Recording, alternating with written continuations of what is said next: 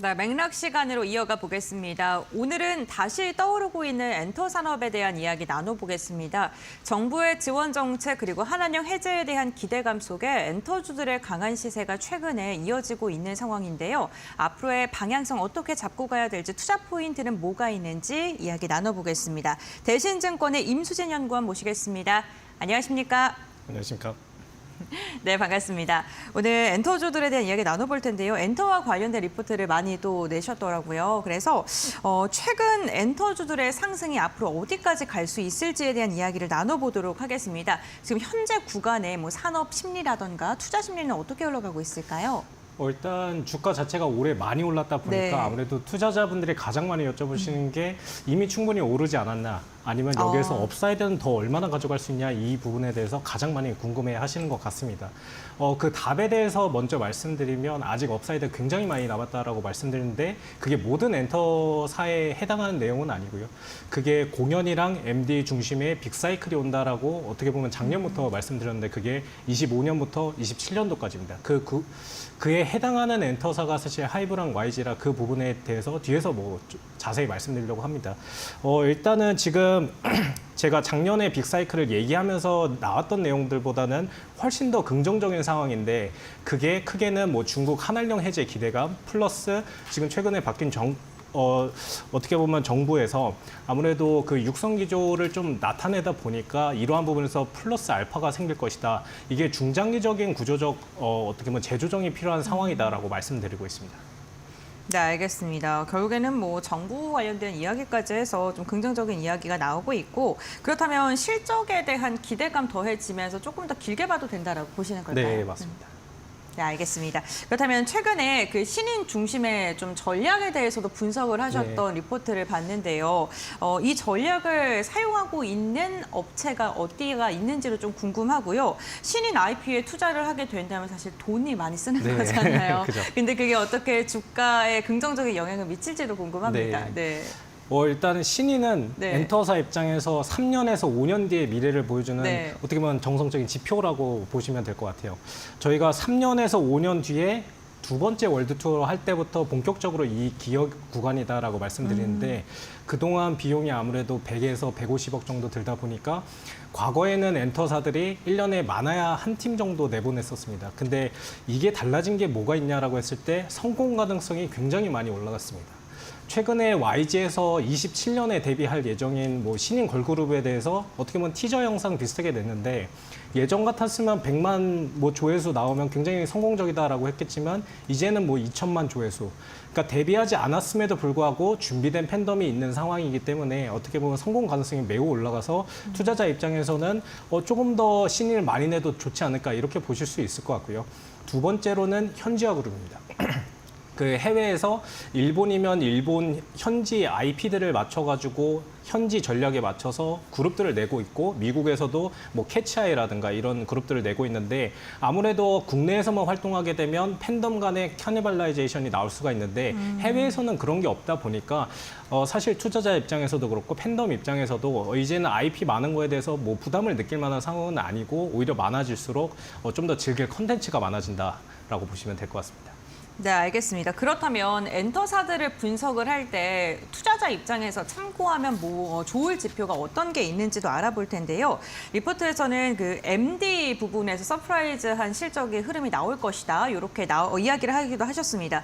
그렇다면 우리가 그 실적을 볼 때 실적 측면에서 MD 비중의 매출이 높은 그런 종목들을 봐야 될까요?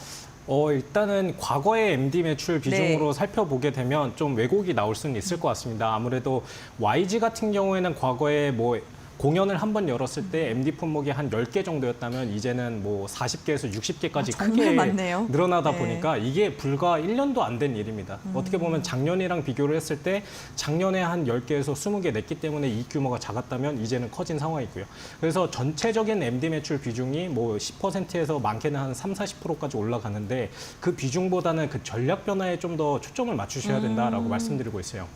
일단 하이브랑 SM 같은 경우에는 원래도 아무래도 MD 쪽에 굉장히 주력했던 사업이기 때문에 잘하고 있었습니다. 하이브 같은 경우는 최근에 전략 변화가 무엇이 있었냐라고 했을 때 중국에서 팝업 스토어를 굉장히 많이 열기 시작했습니다. 사실 시장에서 관심이 높은 SM이 제일 많이 하지 않을까 했지만 하이브 아티스트는 방탄소년단 포함해서 모든 아티스트가 지금 팝업 스토어를 진행을 했고요. YG 같은 경우에는 품목수를 굉장히 가파르게 늘리고 있는데 예를 들어 블랙핑크가 전성기이던 시절에 분기당 매출이 한 200억 정도 났다면 이제 신인 그룹이 혼자만 활동하더라도 지금 200억이 넘어가는 상황에까지 왔습니다. 그러면 저희가 3분기에 블랙핑크가 컴백을 하게 되면 400에서 600개까지 볼 수가 있는데 저희가 MD 매출 같은 경우는 사실 추정치에 녹여내기가 좀 어려운 파트가 아무래도 공연 쪽에서 뭐 모객수 한 명당 얼마 정도 소비하겠지라는 식으로 추정을 해왔는데 이게 상시 MD도 굉장히 많아졌습니다. 활동 중간에도 나오는 MD가 많아졌기 때문에 추가적으로 발생하는 모멘텀이 굉장히 많다. 그게 대부분 MD일 것이다라고 말씀드리고 있고요. 그러한 부분이 2분기 실적 발표 때 좀 증명이 되면서 아무래도 하반기 그리고 내년에 대한 추정치가 상향 조정되지 않을까 이렇게 기대를 하고 있습니다. 네, 알겠습니다. 내년 추정치로 좀 적용이 될 수 있을 것 같다라고 이야기해 주셨는데 지금 전략이 조금씩 변화하고 있다는 점도 짚어주셨고요. 그 아이돌에 대한 인식이 진짜 많이 바뀌었다라고 느낀 게 오늘 그 테디 신인 그룹이 네. 나왔잖아요. 네. 신세계 회장 딸이 네, 거기 맞습니다. 또 멤버로 있기 때문에 이제는 재계에서도 재계 회장 딸이 네. 엔터 산업을 할 정도로 이렇게 네, 인식이 많이 바뀌었구나라는 생각이 듭니다. 그다음 지금부터는 엔터사들 한 종목씩 한번 살펴보도록 할 텐데 최근에 가장 많이 이슈가 되는 게 하이브겠죠. 하이브가 이제 완전체로 출동을 한다라는 기대감 나오면서 목표 주가 상향 지금 조정하는 곳도 참 많은데요. 주요 밸류는 지금 한 어느 정도이고 리스크는 또 어떤 걸 좀 체크해야 되는지 현재 상황 먼저 짚어주시죠. 일단 하이브 같은 네. 경우에는 하반기 최선 호주로 말씀을 드리고 있습니다. 저희가 작년 4분기부터 주가 패턴이 굉장히 명확했습니다. 방탄소년단 이전에는 스트레이키즈 작년 4분기에 공연 일정을 발표하고 나서 주가가 급등을 했고요. 올해 상반기 같은 경우는 블랙핑크가 일정 발표하고 이렇게 주가로 연결이 됐습니다. 반대로 하이브 같은 경우에는 세븐틴, 엔하이픈, 투바투 그리고 방탄소년단까지 공연 일정이 대부분 올해 하반기에 공개될 예정입니다. 그렇게 되면 결국에는 실적 추정치가 얼만큼 상향 조정될 여지가 있냐라고 했을 때 현재는 지금 방탄소년단조차도 충분히 반영되지 않은 모습입니다. 지금 25년도랑 26년도 컨센서스 차이는 매출액 기준으로 한 9천억 정도 나는데 방탄소년단이 월드 투어 한 350만 명만 돈다라고 가정을 하게 되면 1.2조 원이라는 매출이 생깁니다. 그러면 방탄소년단만으로도 아직은 어떻게 보면 설명이 안 되는 구간인데 엔하이픈, 투바투, 세븐틴까지 플러스가 된다면 내년에 성장폭은 더욱 가팔라질 예정이고요. 그 과정 안에서 올해 특히 4분기 정도에는 주가가 크게 반등하지 않을까. 저는 지금 업사이드는 최소 30% 이상으로 보고 있는데 추가적으로 열릴 부분이 아까 말씀드린 MD 부분까지 되게 되면 40만 원 예전의 최고점을 다시 한번 갱신할 수 있지 않을까 이렇게 기대를 하고 있습니다. 그 리스크 포인트로 보면 사실 모든 엔터사가 같습니다. 아티스트가 뭐 말썽 피우면 어떻게 보면 다시금 또 힘든 시기가 찾아올 수 있는데 이러한 부분은 사실 엔터사도 그렇고 누구도 예측할 수 없는 부분이기 때문에 어떻게 보면 멀티플 안에 녹여져 있는 리스크 중 하나라고 보고 있고요. 그 다른 리스크로 생각을 해본다면 모든 사실 대부분의 기업들이 결국에는 이익이 폭발적으로 성장하는 시기에는 신사업 을 고민할 수밖에 없습니다. 하이브 같은 경우에는 그게 게임과 AI 산업이고요. 그게 내년에 자체 개발하는 게임이 나오기 때문에 이 관련해서 비용이 얼마나 나올지 그리고 성적은 얼마나 이익을 좀 거두게 될지 이러한 부분들을 현재에서는 보수적으로 측정을 하긴 했는데 비용이 추가로 발생할지 이런 부분들이 좀 리스크로 작용할 것 같다 이렇게 말씀드리고 있습니다. 네, 하이브 최선호주다라고 가장 먼저 언급해 주셨고 그럼 두 번째로는 SM 한번 알아보겠습니다. 사실 중국 시장이 개방이 되게 된다면 엔터사줄 가운데서 가장 수혜를 볼 게 뭔가 했을 때 SM 빼놓을 수가 없거든요. SM 같은 경우에는 어떻게 바라보실까요?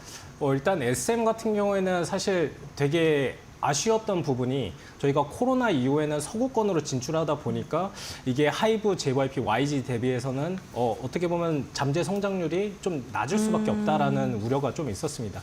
근데 중국이 열린다라고 치면 사실 중국은 말도 안 되게 큰 시장이거든요. 네, 그렇죠. 사실 서구권보다 포텐셜이 훨씬 더 큰 시장이고 중국에서 팬덤 비중이 높은 엔터사가 SM입니다. 특히 SM이 유리한 입장은 뭐냐면 과거에 활동했던 IP들, 예를 들어 소녀시대라든지 동방신기, 엑소, 샤이니까지도 지금은 어떻게 보면 소규모 월드 투어를 진행을 하고 있는데 아직도 중국에서 인기가 높습니다. 그러다 보니까 중국에서 활동을 하게 되면 아무래도 베타 측면에서는 그 SM이 실적이 반등이 조금 더 클 수 있다라고 말씀드리고 있고요. 그리고 중국에서 지금 텐센트가 뭐 SM 지분을 인수를 하는 과정에서 결국 적극적으로 좀 밀어주는 부분도 있기 때문에 SM에 대해서는 여전히 좋게 보고 있고 중국을 제외하고서 보더라도 SM은 정말 매력적인 엔터사라고 보는 게 결국 23년도부터 올해까지 가장 잘 나가고 있는 IP들, 시민들이 누구냐라고 하면 대부분 SM 그룹이라 보시면 됩니다. 라이즈, NCT 위시, 그리고 하츠투하츠. 내년에는 SMTR25가 데뷔 예정인데 그 그룹들이 결국에는 성장하는 과정이 27년에서 29년도에 이익기여가 커지는 구간입니다. 그래서 SM 같은 경우에는 중장기적으로 되게 긴 호흡으로 투자를 하시는 것을 추천드리고 있습니다. 네, 알겠습니다. SM 같은 경우에는 27년까지 시험 중장기적으로 바라보는 게 좋겠다. 수익이 본격화되는 구간이 그때다라고 언급을 해주시면서 중국 시장 개방에 대한 그 기대감 좀 말씀해 주셨고요. 또 이번에는 YG랑 JYP에 대해서도 이야기를 나눠볼까 하는데 각각 좀 투자 포인트 어떻게 잡아야 될까요? 네, YG 같은 경우에는 올해 초에 생각했던 수준을 이미 좀 달성을 해가지고 어떻게 보면 부담을 가질 수 있는 구간이긴 합니다. 근데 저희가 생각해 봐야 될 점은 블랙핑크 공연 규모가 이미 충분히 다 나왔는가라고 했을 때 전혀 그렇지는 않습니다. 원래 시장에서 보던 수준이 180만 명 정도 모객을 예상을 했었는데 제가 250만 명 말씀드렸었고 이제는 시장이 250만 명 정도 보는 것 같습니다. 근데 지금 절반 회차가 발표됐는데 이미 180만 회 정도라 300만 회 상회할 가능성도 높아서 이게 연말에 발표될 가능성이 있기 때문에 연말까지는 최소한 들고 계셔야 된다라고 강조드리고 있고요. 여기에 더불어서 내년에 나올 신인 그룹 그리고 지금 베이비몬스터 같은 경우에는 공연 규모가 굉장히 내년에 커질 가능성이 높습니다. 올해 진행했던 공연 같은 경우는 대부분 매진세를 기록을 했고요. MD로도 수요 예측이 끝난 상황이라 이러한 성장세가 어떻게 보면 실적 추정치에 거의 반영되지 않았기 때문에 상향 조정세가 나오는 올해 4분기부터 내년 1분기까지 꼭 YG를 추천드리고 있습니다. 반대로 JYP 같은 경우에는 올해 2분기부터 하반기까지 실적이 좋기 때문에 지금 단기 트레이딩 관점에서는 추천을 드리고 있습니다. 다만 JYP의 가장 큰 어떻게 보면 리스크 포인트 중 하나는 지금 스트레이키즈, 트와이스 굉장히 잘 나가고 있지만 이러한 부분은 추정치에 충분히 녹아져 내려 있는 상황입니다. 그러면 저희가 저연차 IP는 엠믹스라든지 킥플립, 넥스지 이 그룹 안에서 성장세가 얼마나 나올까가 하반기에 증명이 돼야 되고요. 그리고 JYP 같은 경우는 통상 4개 분기 공연을 돌고 나서 그 다음번은 2개 분기입니다. 그러면 내년에 2개 분기짜리 공연을 돌게 되면 역성장 가능성도 있기 때문에 JYP는 현재로서는 보수적인 접근이 필요한 시점이다라고 말씀드리고 있고 이러한 게 해소되는 구간에서 업사이드를 가질 텐데 빠르면 올해 하반기 4분기 정도 되지 않을까 이렇게 보고 있습니다. 네, 알겠습니다. YG와 JYP까지 해서 엔터 대표 4사들 좀 짚어봤고요. 마지막으로 엔터 수술에 대해서 하반기에 모멘텀이 아직 유효하다라는 그 전망 그리고 전략도 많이 나오고 있습니다. 그렇다면 연구원님이 보시기에 엔터사들의 투자를 할 때 유의해야 될 점 혹은 리스크가 어떤 게 있는지도 궁금하고요. 그리고 하반기에 유망하게 보는 종목 하이브일지도 궁금합니다. 네. 일단 제일 유망하게 보는 건 하이브입니다. 아까 말씀드렸다시피 아무래도 대규모 공연 일정 발표될 게 많아서 하이브를 추천드리고 있고요. 엔터 산업을 투자하는 게 사실 25년부터는 되게 명확합니다. 공연 일정 얼만큼 남아있고 이 공연 규모가 실제로 어느 정도고 그게 이익에 반영되는지 저희 엔터 산업에 투자하실 때 가장 많이 하시는 실수가 이슈 플레이를 많이 하시는데 실제로는 실적에 따라서 주가가 결국 귀결됩니다. 그래서 실적의 이익 기여가 어느 정도인지 나중에 체크하시는 게 가장 좋은 투자 전략이라고 보고 있고요. 그 이외에는 사실 정치적 리스크라든지 이게 한한령 해제의 기대감은 많이 녹아져 있는 상태인데 이게 언제든 다시 반대로 갈 수 있기 때문에 언제든 약간 리스크 포인트로 염두에 두면서 대응하시는 것들을 추천드리고 있습니다. 네, 알겠습니다. 오늘 대신증권의 임수진 연구원과 함께 엔터 산업에 대한 이야기, 엔터 4사를 중심으로 나눠봤습니다. 하이브 최선호주로 언급해 주셨고 상방 30% 이상 열려있다라고 이야기해 주셨고요. JYP 같은 경우에 단기적으로는 유효하고 YG랑 SM 같은 경우에는 중장기적인 관점에서도 언급해 주셨으니까요. 투자 전략 잘 참고해 보시면 좋을 것 같습니다. 연구원님과의 말씀 오늘 여기까지 나누겠습니다. 고맙습니다.